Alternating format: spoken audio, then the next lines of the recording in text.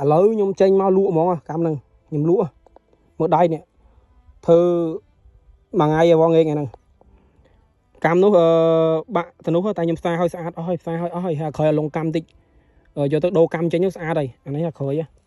ហើយអាមុខបោលតិចសង់ត្រែបានអាមុខសង់ត្រែរួច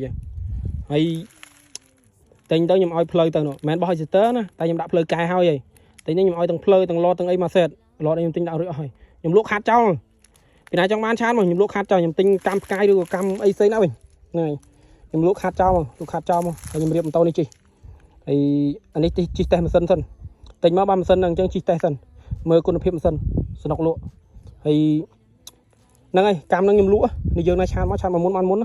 លក់ធូរឯងយើងលក់ធូរឯងលក់តា$15 $15កម្មដុំយ៉ហ្នឹងដុំយ៉ឡៃហ៊ានហ្នឹងហើយឲ្យតែកម្មណាបញ្ជាឲ្យតែកម្មទេសបកគាត់ឲ្យអីគាត់ឲ្យដែរឲ្យតែកម្មទេ$15ឆានមុនបានមុនតែបានមួយញ៉ុងមួយអញ្ចឹងឆានមុនយើង$15